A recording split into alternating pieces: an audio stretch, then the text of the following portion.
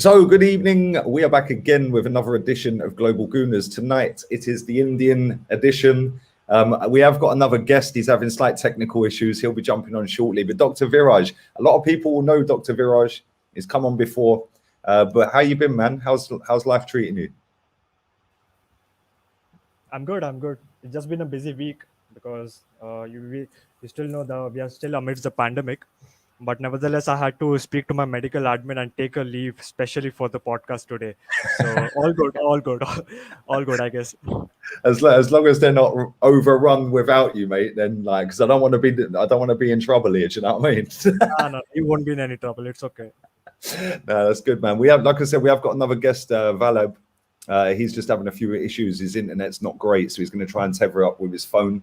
He'll be jumping in shortly, but we'll continue as always. But listen, big up to everybody watching live already, man. Well over 100 people. Make sure you smash the likes up. Show mad love to everyone who's on here as well.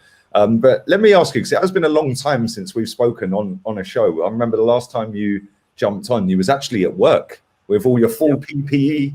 And you was on a little lunch break or dinner break in between patients. But at that point, I think that was the end of the season, wasn't it? Yep, it was the end of the season. It was in the month of April. Yeah. What have you made of Arsenal since then? Because obviously we finished in 8th. We didn't qualify for Europe. And then we've spent a lot of money in the transfer window. What have you made overall of the transfer window and the business that we did? I mean, if I were to give a rating out of 10, I would probably give it a 5 or maximum a 6. Because I think we did end up having, we had actually shortlisted a number of targets, but towards the end of the transfer window, it actually felt like we ended up getting the other players. Like, for example, we were linked with Bissouma and Hassam Aouar from the start of the season. We ended up getting Martin Odegaard and Albert Sambi Lokonga. I'm not saying that they are bad signings, but I think it would have been much better if we would have gotten Bissouma and Aouar, because they are, I guess, already established players. Yeah, they're a lot more established, and not only that, they're not even that much older than the players that we've signed. And obviously, the club are trying to go down this youth idea, this youth model, which I just find it laughable, because we started off with it's a 3-year process to win the Champions League, and now it's turned into a bit of a youth project for another 3 years because that didn't work first off. So the process has already failed for me, and now they're trying to turn it into a project. It's like, when are we going to actually see some progress? And where do you see us going this season?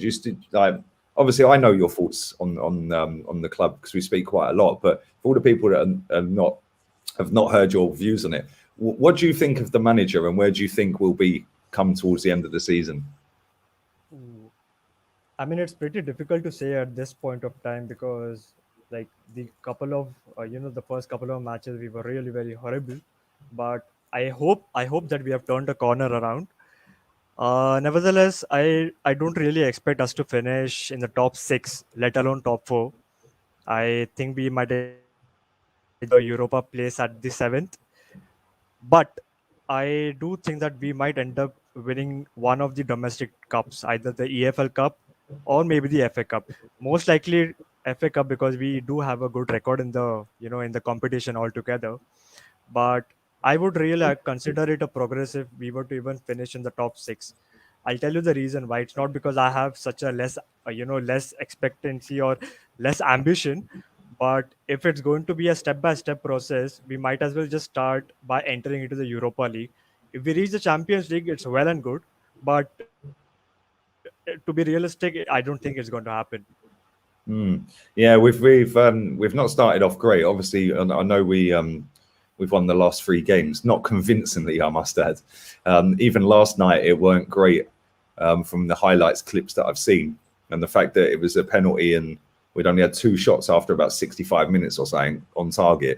It was kind of worrying for me, but I do think our best opportunity of winning something is a domestic cup, whether it's the EFL or the FA Cup. I'm not so sure, but the problem we've got is that there's a lot of teams now that are a lot better than us, even teams like Leicester, albeit they've had a really poor start to the season. If you look at their squad is actually better than ours. Then you've got other teams like Everton that have got a good manager now. I know they had Ancelotti before, but Rafa's decent as well. And then you look at teams like Aston Villa. They took Chelsea to penalties last night. They're not a they're not a bad team either.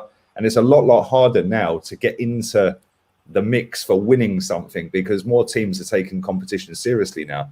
And Man City always go for that title, that League Cup title, every season. I watched them the other night. They had a decent team starting that game against Wickham. So it's going to be hard, but I agree. I don't see us anywhere near top 4 this season, man. Nowhere near. For me, I think we'll be lucky if we get top 10 because we don't seem to be creating enough, and the goals are few and far between at the moment, and that is never a good look. We've scored 1 goal from open play in the league in 5 games. Only scored 2 goals. So, and what do you put that down to while we wait for Valeb to get back in here? What do you put that down to? Do you put that down to the coaching? Or do you put that down to the players are not good enough? Do you put that down to the tactics? Or we're just crap?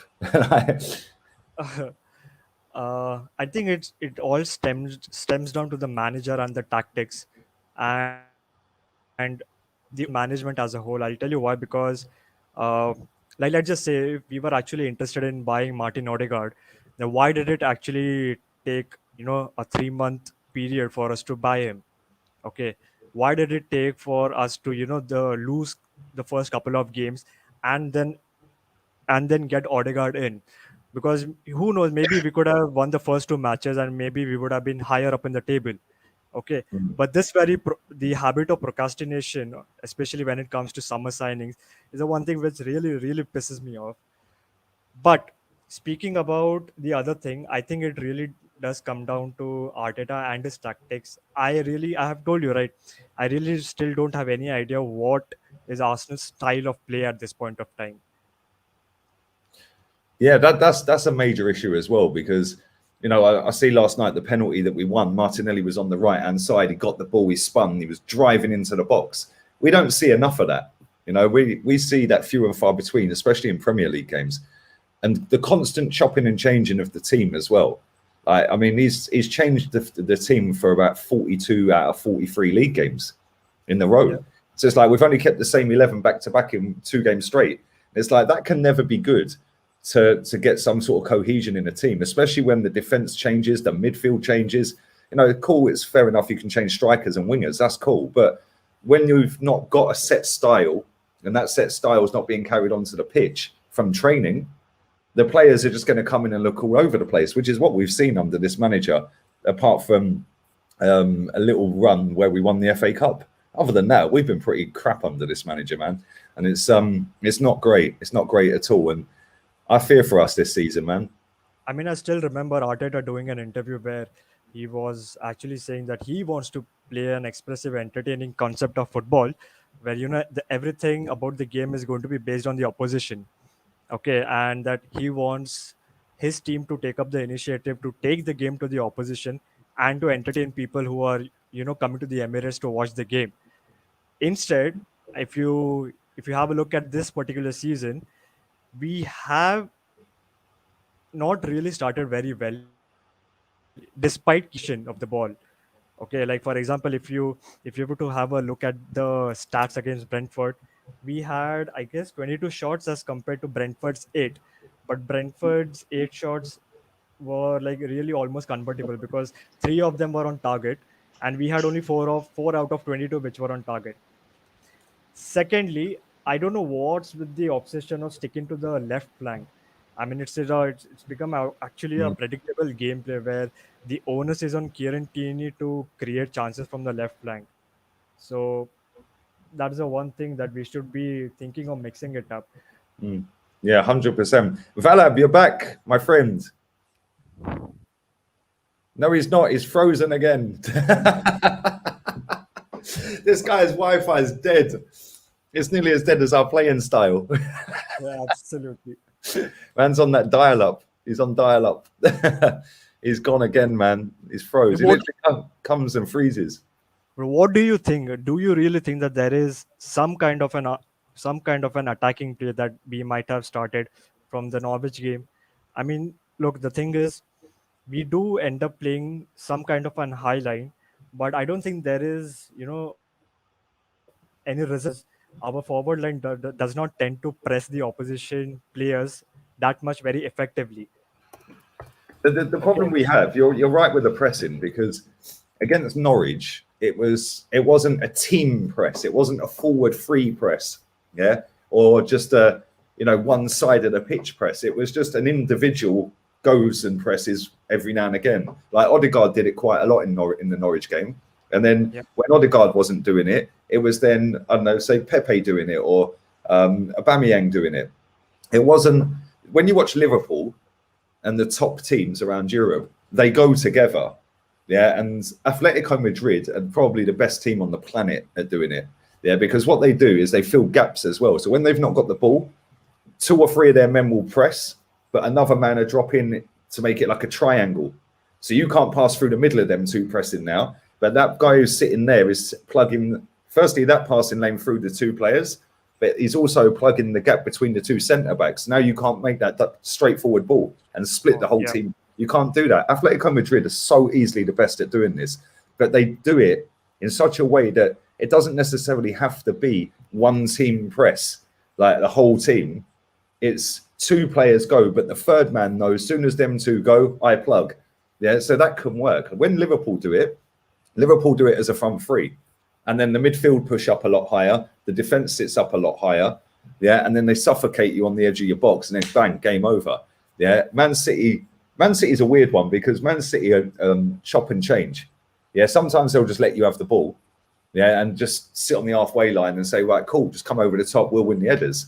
But then other times they'll go like madmen, press. And then they do the Liverpool system and push up. So when I watch us, I just think, what are you telling them? Because it's only Odegaard pressing, or it's only Aubameyang pressing. It's almost like we don't do anything in training. It's kind of like, or it goes in this ear and straight out of this ear. It's like, what do we actually do in training? Because I don't see anything on this football pitch to suggest that we're actually any good in training at anything. All I see in training is everyone giving each other a piggyback and everyone just smiling and jumping around with vibes.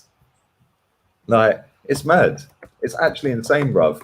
Listen, big up to everybody watching live as well, man. There's 300 people watching. Smash the likes on. Make sure you subscribe as well. Go on, mate. The other aspect of playing a very high line and not pressing is the fact it actually makes our defensive line extremely vulnerable to concede goals. Because I think, according to me, other than Gabriel, I don't think any of our centre backs are really very fast. Okay, Gabriel is really good. Okay, with respect to his positioning sense, as well as he can win aerial headers. Okay, but other than him, Ben White, to be honest, has looked real suspect to me. I mean, I don't know. I'm really, skeptical about him whether or not he's going to end up becoming a good signing for us.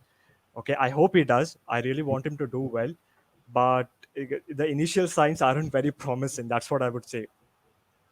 Yeah, no, I agree, man. I hope that I haven't pinned this and it's anything like swearing, because obviously I cannot translate that. So I'm hoping that's a good thing that you've written. Narendra is normally a cool one in the chat. The comment is good. It's hilarious. Come on, big up to everyone watching, man. Valab's having mad dramas with his internet connection, so it's most likely he's not going to join now. I have sent the link to somebody else who was asking to come on. So I've sent it to him. Hopefully he'll join as well. But listen, it's kind of crazy because obviously you've supported Arsenal a long time, and you've seen Arsenal just very steadily decline and then nosedive in the last couple of seasons. Like, what's your stance on the owners? Because I've obviously put mine out and aired my views on the owners. I don't particularly like them, but I think that they get a lot of unwarranted abuse and a lot of unwarranted stick towards them because it's just an easy target. Everything that goes wrong, blame it on the owner, because the majority of people would rather back a manager than back the owner that's been here for a long time. But what do you make of him? I mean, look, if we were to consider this particular season, they have invested. Okay, now I don't know whether it's money or is it the money that we had in own bank account. Nevertheless, I mean, you could say that the owners of Arsenal are very much reactive rather than being proactive. Okay, and it must be a a pretty simple point, but this has actually ended up affecting us big time. Mm, Okay, I really don't think that Stan Kroenke actually honestly gives a fuck about us. He really doesn't. And mm, and there also seems to be some kind of lack of cohesion between the management, like, for, let's say, Edu, Vinay, okay, the manager, as well as the Kroenke. I don't think they're simultaneously agreeing to certain views with respect to the team that is involved. What, Okay, what, what do you go on? Sorry, go on. yeah, for example, last I guess it was last season itself where Rahul Sanjay he got sacked. Okay, Mm, but before that, we all assumed that he is going to be the guy who's going to take our club to the next level. But then suddenly, bam, he's gone. Okay, same was the case with, I guess, Kia Jorafian. I guess he was the agent for Billian and a couple of other players too. Even he was considered to be one of those chief negotiators who is going to bring good talents to the club. Again, he's nowhere seen in the picture right now. If you see, so mm. what is the quintessential problem that has been going on is the One second. Kronkes have Love. the One Kronkes have second. actually put the entire onus on Edu. Okay, but I don't think Edu has actually delivered so far. So I really hope that we do end up changing the director of the footballing director needs to be changed ASAP. Okay, Yeah. because I really don't see Edu being the person, Edu being the right man for the job yet. 100%. We'll come back to Edu later down the road as well. Finally, Valab has sorted his issues out, and he can Yeah, I can I actually see moved and to hear you my now, mate. wife's iPad finally to get this sorted out. Let me come back to you in 1 second, buddy. Big up to Rukvik as well. Hope you're good, mate. Hi, mate. I'm really good. How are you? I'm very well, man. I know you haven't got a webcam, should I say? So bear with me 1 second. I'll go back to Valab, who's been frantically trying to get in and out of this stream, and Yes, sure. I'll come back to you as well, buddy. And listen, to everybody watching, make sure you are smacking the likes up, and make sure you subscribe as well, and show some love to the panelists, the lovely guests. We are getting takes from around the world. Anybody asking when I'm doing other shows, other destinations, etc., etc., they will be coming, but obviously I've got to plan them around football matches that we've got as a club and other streams that I'm doing, other shows that I'm committed to. But I will be doing them for all parts of the world. So chill, man. We got it. He's gone. He's gone. What's happened? He's gone again. He's actually gone again. No way. It's all just as we got it sorted. Oh man, this guy's internet is dead. It is deader than this football club. I think we should give Vallabh. I think we should give him the nickname of Casper the Ghost. Right, Valor, don't touch anything. Stay still. Yeah, don't Yep. move. Give me your thoughts on Arteta as a manager. Give me your thoughts on our transfer window, the business we did, and your thoughts on the season so far. I think it's unfortunate that Arteta became the manager of this club on the day a year before my son was born. So it's a very unfortunate date from my perspective that we share. But since then, all he has done is contributed to the death of the culture of this club, I feel. I think he has degenerated the way we look at Arsenal. I have been an Arsenal fan for the last 18 years. The Invincible season hooked me on, and since then I have been a loyalist of Arsenal. And to see us, come down to this level over the last couple of years has been very painful to watch. So Arteta did not have any business to be around this club. He was an assistant manager, never had any experience managing a professional football club. Um, he should have never been picked by these owners. So I wouldn't blame Arteta, because if I would be Arteta, I would go for this job if I was offered. So I would blame the people who offered Arteta the job. I think they have something seriously wrong in their minds. All they want is somebody who is a yes man who just listens to what they have to say. From a tactics perspective, I don't think Arteta has done anything different. People can gloss about the defensive, stability that we that he brought in last season. But if you look at the amount of goals that we have not scored, you win football matches by scoring goals, not by conceding less goals. So I feel that's where the Arsenal, the play, which was so slick, it was so fast, like tiki taka. We were doing tiki taka even before Barcelona came up with that term. So I feel we have regressed completely in the last 2 years, and it will take quite a lot of years for us to undo the damage done over the last couple of years of Arteta. So that's on the manager. I don't think he should have, been part of this setup one bit. Having said that, the transfer window, I think another recipe given us to in a new form. We had the youth recipe served to us under Wenger. When the Arsenal Stadium came up, the Emirates Stadium came up, and they gave us the same recipe to eat. Right? We cannot buy new players. We can't buy world-class talent. Who stopped you from tapping in Ronaldo when he was a 19-year-old? Who stopped you from tapping in Messi when Wenger had the chance?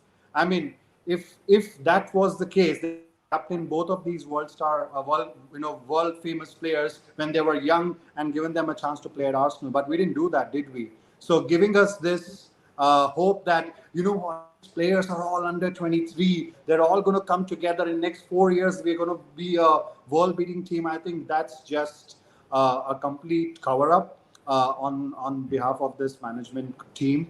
I think they think that they could pull the wool on our eyes, but I don't think it is going to happen.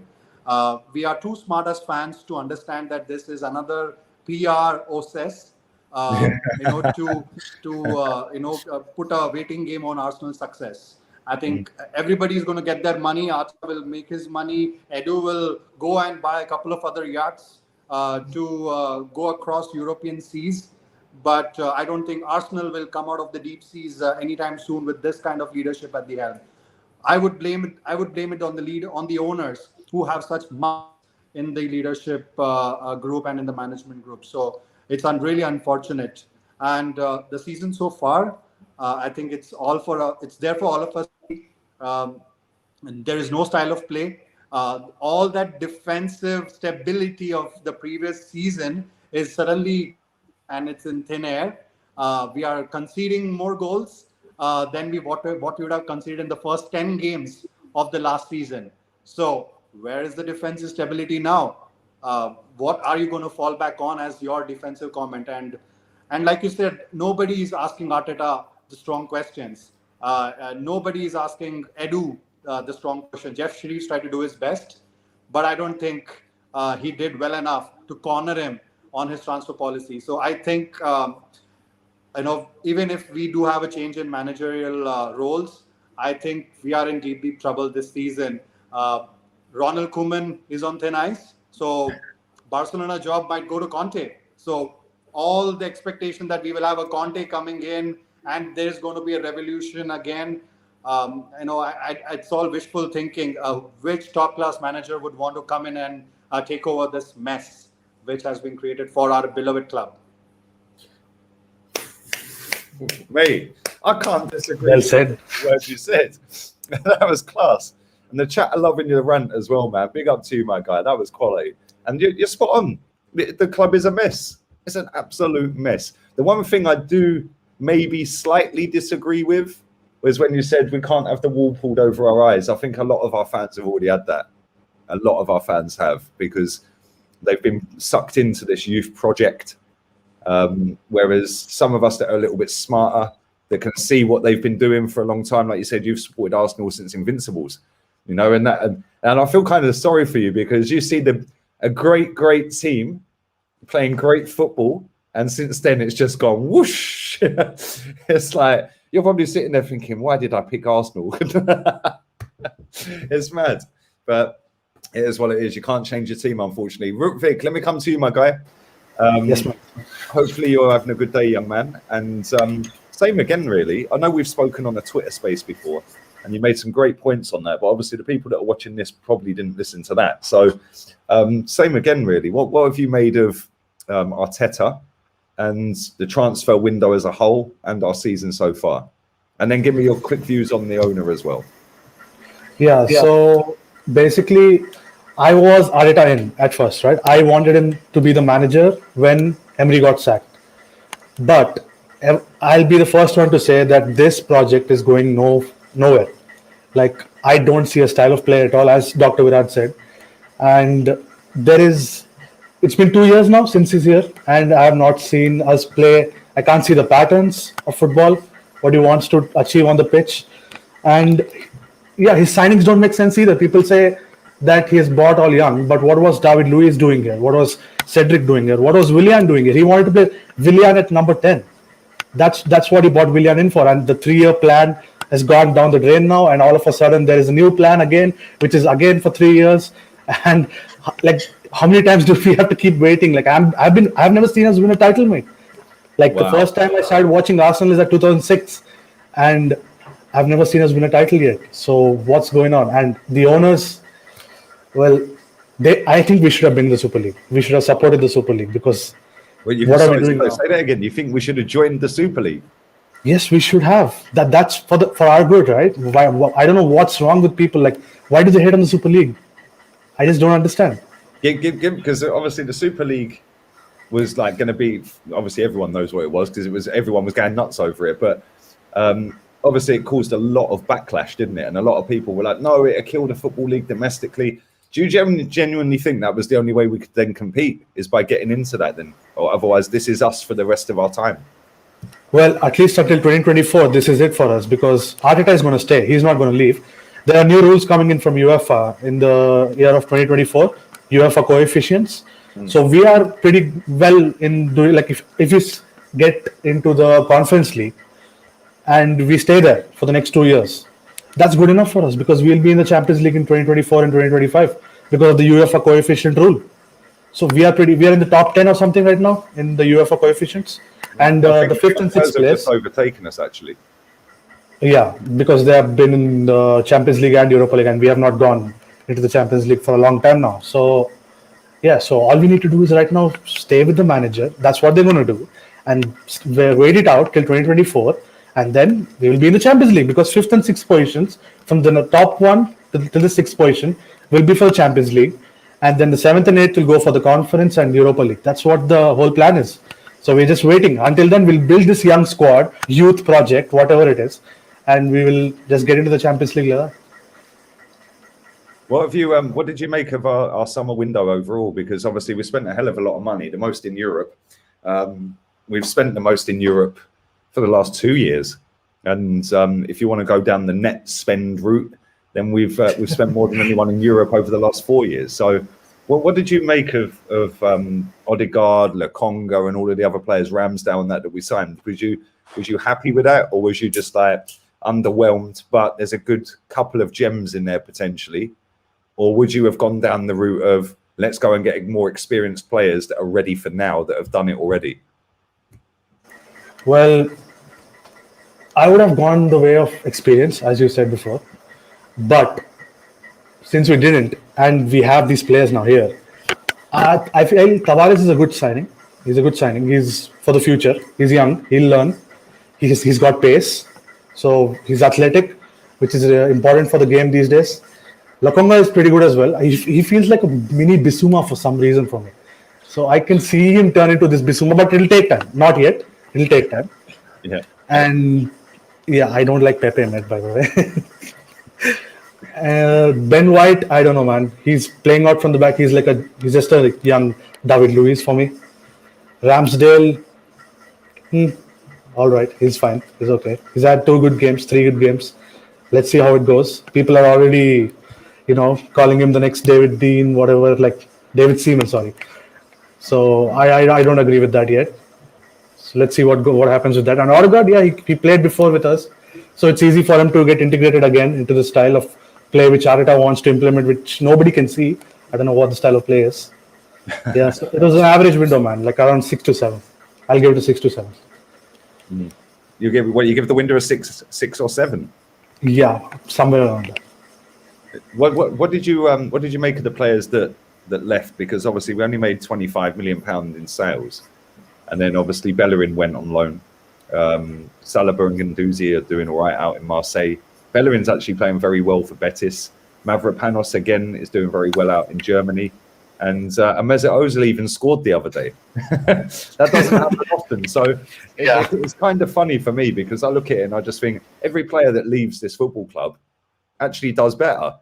They do all right. They play better. They're scoring goals. They're playing well. They got their confidence back.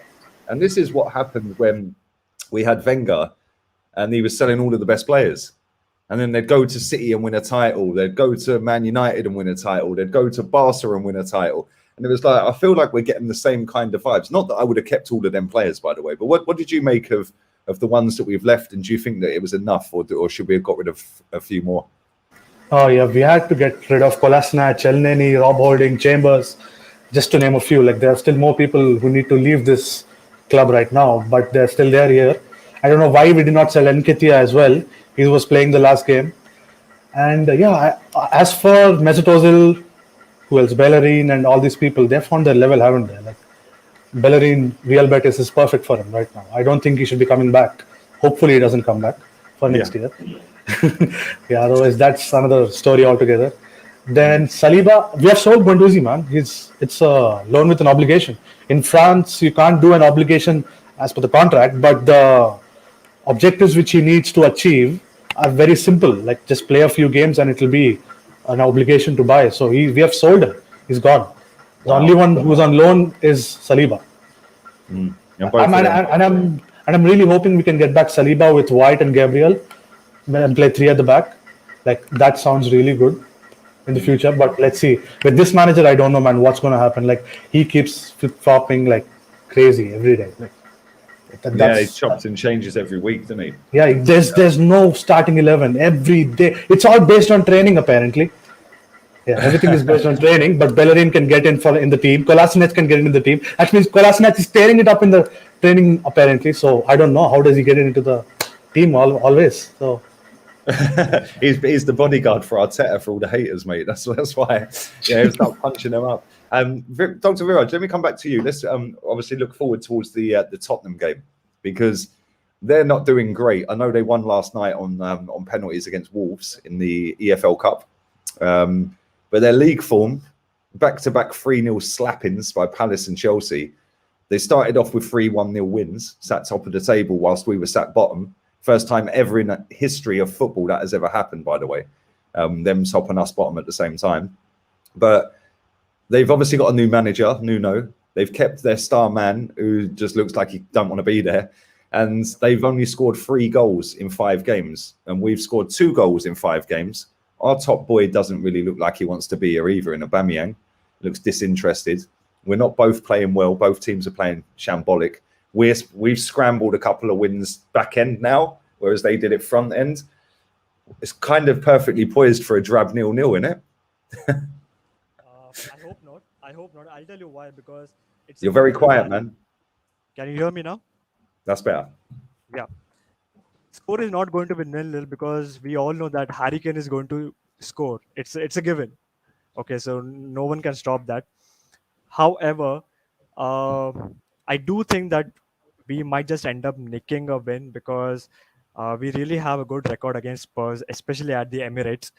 But I don't know. But like I said, I'm really very skeptical because till the time I don't really see an active style of play, it's very difficult to predict these games, irrespective of the fact whether the games are going to be played at the Emirates or it's going to be the away games.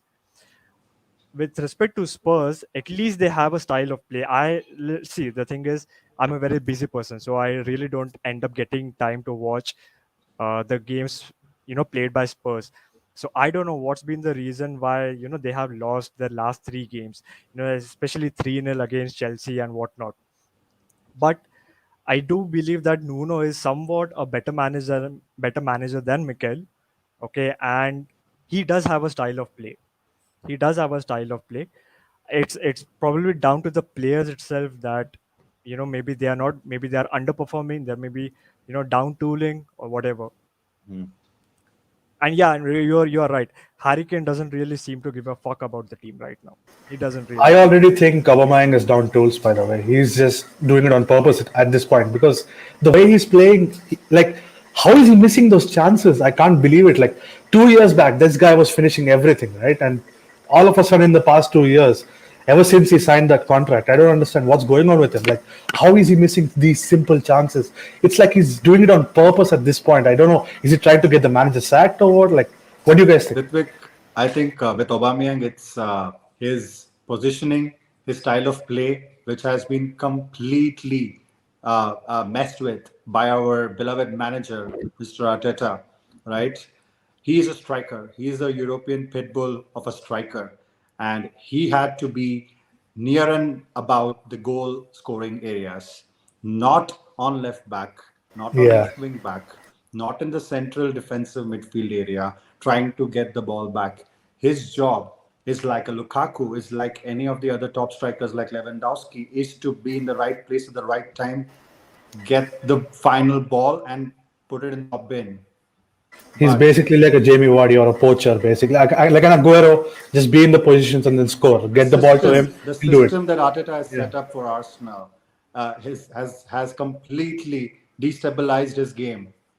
And what he did for Arteta in the FA Cup semi-final, final was probably those couple of games on which we are harping the whole philosophy of him playing on the left. I think that's again a complete hoodwink of a situation created by the super fans, the super journalists, and the super statisticians to keep him on the left, whereas he's supposed to be in the central striking position, winning us games day in, day out. I think Aubameyang has been misutilized completely by Arteta. And I would want to go back on the Tottenham game, right?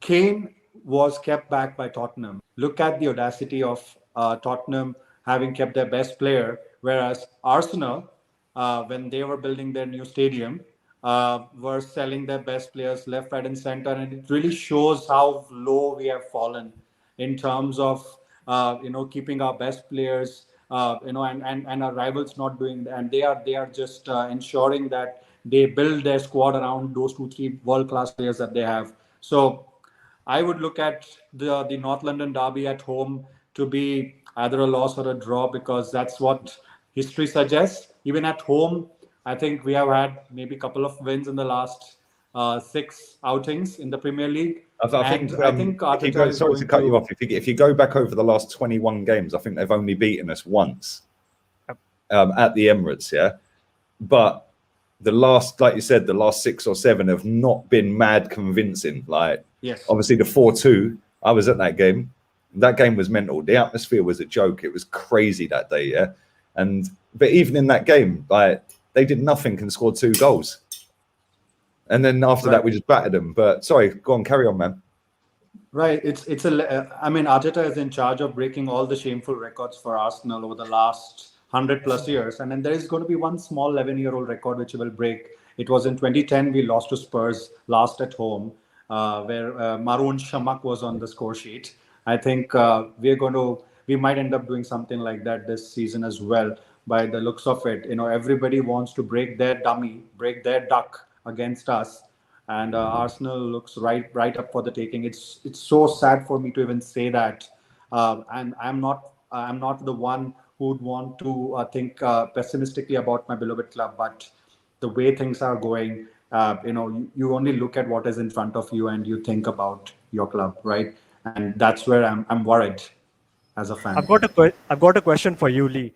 Where do you think the battle is going to be won on Sunday? Is it going to be the midfield, or is it going to be the defense, or maybe the attack even? I think it's going to be defense. Which team makes the least mistakes? Because if you look at their defense, they've been battered by Crystal Palace. Yeah, they had a guy, Emerson Royale, at right back, who got absolutely run ragged by Wilfried Zaha. Yeah, then Tanganga got sent off. I'd imagine he's back for the Arsenal game, right? I think he's back. They got Davison Sanchez, who played last night. For me, he's a liability at times. And then obviously they've got Reguilon at left back. So Reguilon's probably their best defender. if I'm being honest. And even he defensively is not amazing. He's great. He's a good player, very good player. He can cross the ball, can put him in the sit on a sixpence for the striker. But I feel sometimes he switches off defensively and don't get back quick enough. And that's where they then need a midfielder to slot in. And then they'll all shuffle over. We do the same. We've got Ben White, who's not all that, can't win headers. We've got Tomiyasu, who's looked really good. It's going to be interesting to see him up against Son. Then we've got Kieran Tierney, who's just been all over the place this season. Yeah, crossing Another player who's regressed. Say again, mate. Another player who has regressed, by the way, Kieran Tierney. Yeah, exactly, another one. Yeah, another one that's regressed. And again, going forward, Tierney's normally decent. This season he's been rubbish, and then he's slacking on his defensive duties this season. And then you've got Gabriel, who's really good in the air. And Gabriel and Tomiyasu, as 2 out of the 4 that we're going to probably start at the weekend, maybe on par or better than any 2 out of the 4 that you can pick out of that lot. So for me, it's down to who makes the individual errors defensively. Is it going to be Ben White that cocks it up and Harry Kane gets the headers over him? Yeah, and they're going to try and maybe latch him onto Ben White and whip the balls in. He'll pull off the back, win the headers. Or is it going to be Davison Sanchez or Emerson Royale doing stupidness, and then Aubameyang or Lacazette are getting the goals? Because I think both of our midfields are fucking average, mate. I really do. Yeah. And it's now who's got the least average midfield. Yeah, the defenses, again, I think are not great. The strikers, we've both got top class strikers, but both of them don't look like they care. It's crazy. And then the managers, they've got a better manager for me. Like I rate Nuno. I think he's all right. I think he's a good manager, and it's going to be very interesting to see what happens. And it's going to be interesting to see if Granit Xhaka starts, because I was just going to say that. I am really worried. We will have Xhaka and Odegaard in the same lineup. Both of them very famous for their backward passing movement, whereas the goal is the other side. So in addition to the defensive frailties, which is going to be the difference maker leave, which you rightly pointed out, I think the midfield is going to be key as well. I think we are going to be falling short in terms of winning those real key battles in the middle of the park, and that's where it could go either ways. And I'm really worried because Xhaka is not the one who's going to retrieve us those important balls in the middle of the park, and Odegaard, he's not strong enough yet for the EPL. And he can be bullied very easily off the ball, and can run ragged. So I really am hopeful that we can somehow get out of the hat in this one. Would you start Lacazette against Spurs on the weekend? I mean, he certainly looked all right yesterday. Not exceptionally well, but he does tend to perform well in the North London derby. I mean, I didn't watch the game yesterday. So. The Arsenal were playing their last night against Wimbledon, so yeah. But what is going to be the front three for you? I mean, is it going to be Pepe, Saka, Aubameyang, Lacazette? Who amongst the 4 is going to start, or who amongst the 4 should show you? I'd go with Aubameyang, because I think Lacazette could be an impact sub for Aubameyang. Yeah, no, like he does have a good record against Tottenham, but Aubameyang's record's not too shabby. Like, I've seen him score multiple goals against Tottenham. So, Lacazette the same, but I feel like, I don't know, man. Like Pepe, I'd go with probably Pepe left. I'd go Aubameyang up top. I would go with Saka on the right, and then maybe second half we could switch it. Martinelli and Laka could come on, and then you could take off whichever one's underperforming out of Pepe or Saka, because Martinelli looked kind of lively from the clips I've seen of last night. And then I'd go with Smith Rowe instead of Odegaard at number 10, but that's 50-50 at the minute, because both of them I just don't think have been great at all. So you could flip a coin and say pick one. Yeah, I know Smith Rowe scored last night, but I don't know. I think with Smith Rowe, he's got a bit more about him. He can drive forward a bit more, whereas Odegaard's like nice little pretty sideways passes. Like Smith Rowe's got a goal in him. I know Odegaard scored at the weekend, which is why he won't be dropped. But for me, I just think Smith Rowe kind of offers a little bit more going forward, and is more direct. But again, it might come down to a set piece, and we know that Odegaard's got that in his locker now. So who knows? Who knows? What would you guys do? I think. Go ahead. Yeah. I think Lee, you really stole the front three lineup out of me. I think I was going to go for the same. Last season, when Pepe was on the left and Saka was on the right, we played games every now and then. And I think that is a really good combination to go along with Aubameyang up top. And of course, if we choose between ESR and Odegaard or Gibraltar Guard, I think I would go with ESR any given day.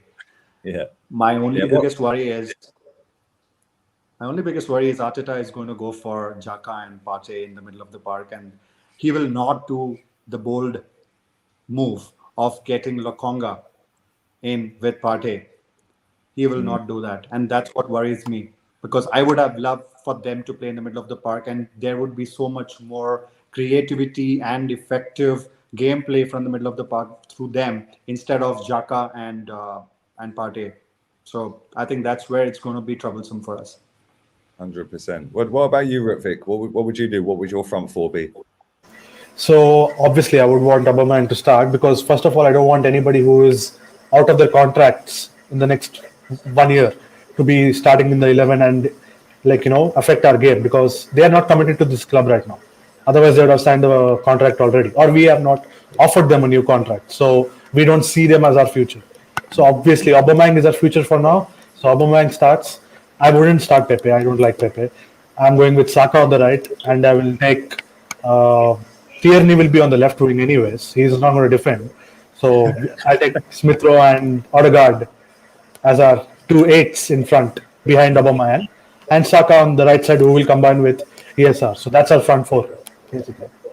Tierney is not going to defend anyways. He's always going to be on the left wing, ready to cross the ball, and that's where he plays majority of the game. So he's basically he's part of our front four.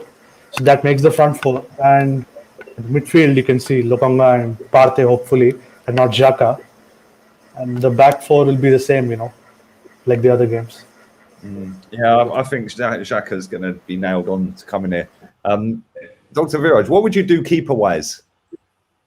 I'm going to go with Ramsdale, 100%, because the initial signs with respect to Aaron Ramsdale has actually looked really good.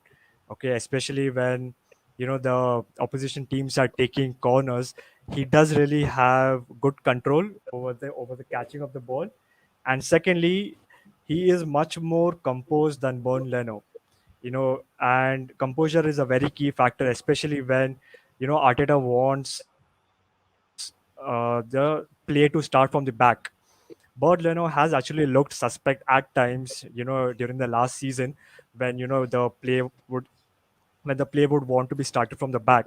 But Ramsdale, so far, he's looked all right. I wouldn't hype him up yet, saying that he is exceptional or brilliant. He's looked good. The initial signs are promising, but I would certainly start him over Born Leno on the weekend. Well, what about you, Valab? Absolutely. I think I'm with Dr. Viraj there. Ramsdale any given day. Of course, he played 2 championship level sides over the last couple of games. So anybody would put their money on for him to perform at his level. But not being too pessimistic, I would think Ramsdale would do a better job between the sticks. I see one aspect of his game which is still not coming out quite well, as his hand distribution. Right, he does well with his foot. He pongs it around the wide areas, but immediate release from his hand to the front, I think that's where he's not doing his level best. He could have you make a great point there, because the other day he wound me up, because he caught the ball, and it wasn't one where you could drop kick it. It was one where you just had to throw it, and launch it over the keeper right in front of you. And I was like, he could have set us up on an attack there, and he didn't. And it was like, you looked at the pitch, and Pepe was gone. I think Aubameyang was gone. He could have launched it over. I can't remember who it was he could have thrown it to. I can't remember. I think it might have been Odegaard. And he could have just thrown the ball over, and we were gone. It was 3-on-3. Yeah, instead he held it, and I'm like, what are you doing, man? But other than that, I've been impressed with him. I can't lie. I didn't want him. I didn't rate him. I still gonna hold the jury out on that one. But I think, that's a good spot from you, mate. 100%. Because not many people. Can I ask a question? Can I ask a question? Go on, man. Yeah. So where do you guys think we'll finish this season? If Arteta stays. 10th downwards. Yeah, anywhere between 12th to 13th. I think where we are currently in the table, I think that's where we will stand. We will go up and down like a stock market, but we will probably end up there. Stock market. Talk to Viraj. I think I'm going to be a bit optimistic. Of course, I'm not going to say top 4 or top 6. I'm not delusional, but I think we might just end up nicking up the 7th position. Okay, so where do you think this Conference League? Here we come. Yes. Where do you think this squad is like? Where do you think the squad should finish? Well, based on how good or bad the squad is. Yeah, like how good do you think the squad is, and where do you think it should actually finish with a proper manager in charge of it? Well, West Ham finished 6th with David Moyes and hardly any depth. Exactly. So I'd have to say higher than 6th. Exactly. Right? We should be at least challenging for top 4 this season. And I'm not delusional because this team is much better than West Ham's. Okay? Let's get fair with it. This team is much better than West Ham. This team is much better than Everton's. They have Alex Iwobi, man. Like this team is much better. Okay? Like this team should be challenging for top 4 this season, but they have completely shut down our expectations and immediately told in the PR interviews that we are just aiming for Europe. That's it, 6th position or 7th. If somebody from the 5th or 6th wins the FA Cup, that drops to 7th, right? Yeah. I feel it's completely a misleading, PR process in Arsenal. It's just last year when we were seeing Willian quoting that, we're going to win the Champions League in 3 years, and Arteta is like, I want to Champions of Europe in 3 years. I mean, where are those words gone? Can you please pull those words out of Edu's mouth? Where he said that I do not have a target for this season. I mean, hello, your manager last year was talking about winning the Champions League in a 3-year project, and suddenly in 2 years' time you have a new project with a new set of fundamentals which completely bamboozle me. And where are we going? The script has completely flipped, isn't it? And that's where even if there's a managerial change, in the middle of the season, even if we consider the Man United game to the last game that Arteta ever manages for this club, the new manager will not have it easy. He would have to undo all the bad habits put in by this fraudulent manager within our squad and all our youngsters. He will have to undo all that damage, and that will take time. And we would be in a position to need immediate results at that. And that's where I'm feeling very, very disappointed that this fraudulent manager is going to leave us in a bigger mess than where he picked us up from on 20th of December 2019. 100%. Mikel Arteta and Willian were smoking when they said those words during the interview. No, you know what? I actually believe those guys are high-level grade, I suppose. Those guys actually believe it, like the 2 words which sum up Arsenal Football Club is arrogance and delusion. Like literally, they are completely deluded behind the scenes. They thought they could actually get into the Champions League with David Luiz Willian and whatever their short-term project was. That bombed, and now all of a sudden they're on a youth project for the next 2 years. And the saddest thing about it is the majority of our fans have just gone, yeah, cool. Like, how? Yeah. We haven't won a league title for 18 years at the end of this season. I have never seen us win a league title, man. There you go. There's millions of our fans that have never seen us win a league title. Surely you should want to win the league title. Like, that should be the objective of Arsenal Football Club. Challenge for the title. We want to win it. Instead, we'll make it about, we'll pretend to win the Champions League and dress it up as a process. And then when it don't work after 2 years and everyone's getting angry, we'll dress it up as a youth project. And everyone's just going, oh, okay, yeah, that's fine. Now they're saying at least we see a direction. Sorry, 1 sec. We see with Man United, they stormed their football pitch, got the biggest game in this country called off, and bang, Ronaldo, Sancho, Varane. Our lot all clapping for the team bus. See, It's embarrassing. believe we have our own ultras in Arsenal, and those ultras are the ultra positives, Lee. Not the ones who are going to storm a pitch Good one. and bring down the gates. Oh, I that's think class. those are going to be our ultra positives who are going to be deluded and going to have that mask on their eyes forever, that this group of chipmunks are going to really win us something in the years to come. It's the whole spine of the leadership. I've said that before. Arteta, Edu, Vinay, and the KSC group. It's completely rotten down the spine, and until this spine exists, we are going to be humping. We are going to be protruded, as a club, and going to be seen achieving nothing. An FA Cup here, an FA Cup there, and we'll be gassing it all up. But I don't think Arsenal is meant to win record FA Cups for the next 3-4 years or 5 years. We would want to win the Champions League. We would want to win the league title. We would want to be talked in that statement, in that group, and not about winning the potential FA Cup or, for that matter, the Carabao Cup. Yes, mad. Just in answer to this question, we are going to wrap this up in a couple of minutes, people, as well. So make sure you are smacking the likes up. Big up to everyone in the chat, man. It's been a quality chat room tonight. Do you think Aubameyang is genuinely finished under this manager? Yeah, 100%. What do you think, Viraj? Yeah, I do think that he's been potentially wasted on the left flank. His primary position is supposed to be up front, but I think it's about time that he should be actually given a chance to start up front. Maybe push Pepe on the left flank and Saka on the right flank. But I know Arteta is a stubborn manager. He's not going to adhere to the fans' request, despite how much ever request the fans would be making. But I see, the thing is, I have a cross question for the question that was asked in the chat. Do you think Aubameyang is going through the same route that Ozil did, after signing the big mega contract of 350K per week? Do you think it's going to be a similar story? I hope not. But do you think is it? 100%.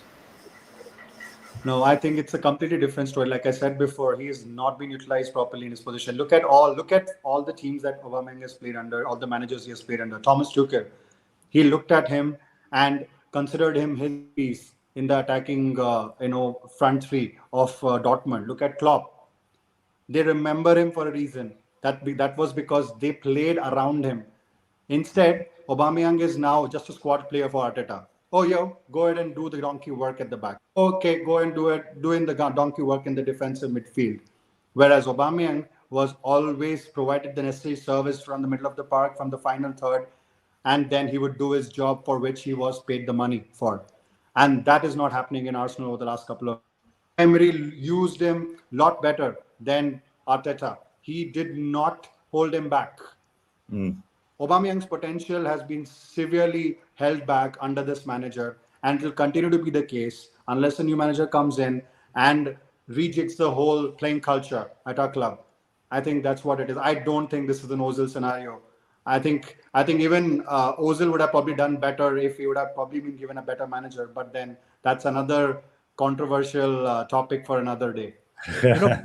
Based on the managerial aspect, if Arsenal were to really sack Arteta come midway of the season, other than Antonio Conte, let's say Conte doesn't approve the project, who would be who should be coming to the club and maybe take care of the mess? Do you think is there anyone out there in the market like Zidane or Luis Enrique? Luis Enrique is a perfect manager. Luis Enrique won't step on the pitch without a 200 million war chest. Yeah, I know. But we have that manager. Yeah, I would say. I think there is going to be a Muppet called Per Mertesacker, the big fucking gunner, who is going to be given the honors of managing the first team, and he's the youth manager. They're going to peddle that process, that PR process, and they will elevate him to the first team management, at least as a caretaker for 6 months, and that is going to bring our club culture down even more. I think that's what's going to happen. I'm very, very fearful to see that happening. It's scary. It's really scary that they won't bring in anybody quality. Which manager would want to come in? A top manager would want to come into Arsenal right now in between this mess? Who would want to get their hands dirty or get their image rattled very few would take that risk from It's their a managerial good career point, man. perspective. It is a good point. I think somebody like Zidane would just laugh. It'd be like, mate, I've won 3 Champions Leagues on the trot. What do you think I'm coming to you lot for? No way. Even Conte is not going to come either. No, Conte won't be coming either because, Yeah. let's be real here, he left Inter Milan because they had to sell Dubai. Why the fuck's he going to come here? He had to work with these Muppets. Like, it's never happening, man. Even Lee's doppelganger won't be anywhere near our club. Trust me. I think Hey, that's racist. yeah, that's racist. That's racist. Not all white people look the same. Although I do look like him. joking. But no, honestly, like I just think with Potter, he plays quality football. He'd be an instant upgrade. He'd get Aubameyang firing. I mean, if you look at the way his team plays, if he had a proper striker, they'd be challenging for top 6. Yeah, like he is a quality manager. But I think the only downside is he'd probably be another puppet because it'd be the biggest job he's ever had. Yeah, so he can't bowl in there and say, right, well, I want this, I want that, I want that, I want that. You need to give me 150 million, I want him and him. He can't do that. Conte and Zidane can, which is why they won't employ a Conte and Zidane and why they won't come. Yeah. Whereas So do you think So do you think the owner should leave then because they're never going to hire a manager like Conte or Zidane? They're not going to. The problem with the owner is the people he employs underneath, like the Vinays, the Edus, yeah, the Richard Garlicks. What do they actually do? Them 3? Like for me, I just think that they just do nothing. They're just taking £2 million a year each and having a jolly up. Like it's pathetic because they're the ones that are making the decision on who the manager is and whether they keep him. Yeah, it's not the owner. The owner's paying them to do that for him and trusting that they're the best people he can find to go into that position. Yeah, so yeah, he is an issue, but at the same time, if he got rid of Vinay, Edu, and Arteta, I think we'd be a lot better off even with this owner. We were so close to getting Monchi. Yeah, and again, Monchi walked away because he saw the KSC leadership group and he literally laughed off. He gawked at looking at them and play and working with them week in, week out. I don't think none of those quality people come in. I would want to point out this club moved away from the manager role and got into a head coach role, and then moved away from a head coach role, got into a manager role in the span of 3-4 years. And that is the kind of cultural shift, tectonic shift that they're doing within a short span, which is destabilizing now. Secondly, they moved their entire scouting system out, and now what they are doing is hiring scouting rejects from other clubs, hoping to replicate their scouting model, getting City scouts or getting the ex-Leicester City scouts. I don't think those are the fixes. These are just putting the pipeline through a temporary fix. I think there needs to be a bigger fix, and unfortunately, Ritwik, the owners are not not going to go anywhere in the near time. They are very much happy with their stakes, and they are very rich, and they are not going to be outbid by any wealthy person in this world unless it is an inflated deal for which they are going to laugh their way to the bank and get that check deposited and off they go back to America. I just wanted to say this as well. The Super League is coming back, by the way. It's in the court. It's in the court right now, and the hearing is in November to December, and they expect that this will go through, and we are all still in it. I'm expecting the Super League to come back. I feel it is against the pride of me as a fan of this club to join the Super League and to go and join that elite group as a back end entry. And be given the guarantees of playing in the European elite by flowing in money. I think when you said that in the earlier part of the show, I was not in agreement with that. But we have earned it. We have earned it. We are one of the biggest clubs in the world. I think at this point in time, I don't think we are any European Super League. Yeah, but no, globally we are. Like we are in the top 10 of most valuable clubs. As a brand, as a business brand for sure, Ritwik, but not as a playing. As a team, I get it. I think that's we could bang on about this forever, but unfortunately, we do need to wrap this stream up, lads. Because I am starving. I also need to edit a vlog, and for everybody watching as well, I'm going to be on with Statman, Hodge, and Rants at 9:30 UK time tonight. We're going to be doing a squad builder. Hopefully, I'm going to do better than Saeed did, because apparently he had a nightmare. So yeah, we're going to be on. I think that's on his Twitch channel, Statman Baines, 9:30 UK time tonight. But listen, Viraj, Valeb, Ruvik, thank you very much, man. This show has been. Wait, Lee, what is going to be the prediction for the weekend? Oh yes, we didn't do a prediction. Yes. I'll save mine for my preview because I've got a preview coming up on Friday with 2 Spurs fans and an Arsenal fan. But I'll get your predictions. You go first. Oh, I think it's going to be 2-1 to Arsenal. I Valab? think we'll win. I think the positivity in me is coming through this entire group, and I'm going to stick with the classic 1-0 to the Arsenal. I think they're going to do a hat trick of a 1-0.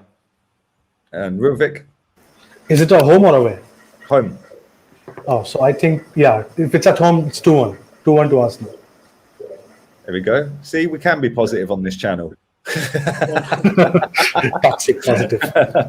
Maybe we can profit off a win at the weekend again for the 4th time in a row. Hopefully. Yes. Yay! Come on, Rat Army. Listen, big up. It's been a pleasure speaking to all 3 of you, man. And we'll do this again. I am for everybody who's been asking me throughout in the chat. I am going to be doing other shows for other countries and other continents and stuff like that. The next one I'm looking to try and get done is an African edition. Suleiman, I see you in my chat, bro. I'm going to contact you for that. Obviously, we've already spoken. And I really appreciate and thank you for giving us the opportunity to be on the stream. Yeah. Come on, man. Come on, And Lee, standard. thank you for putting up with my net issues. I finally got it sorted out, and I got so much off my chest today talking to you and my fellow Gooners. It's been fantastic, and I hope through this platform, through all your followers on various social media platforms, we are going to spread more word about how this club needs to be rescued, because it seriously needs that. Thank you, man. Appreciate it. Thanks a lot, Lee. Thanks for having me. And even without a webcam, and thanks a lot. Really. No, come on, man. When you said you had no webcam, I was like, okay, go on then. I'll let you on because I like talking to you on Spaces and that. So yeah, you're very knowledgeable, man. All 3 of you are. So listen, it's been a great show. Big up to everybody who's watched it. Make sure you stick a like on it. I will not be back on here at all tonight, but I will be dropping a vlog later tonight on the Morley Gunner channel. That's pinned to the top of the comments. Until then, I'm out of it. Laters. Arteta out.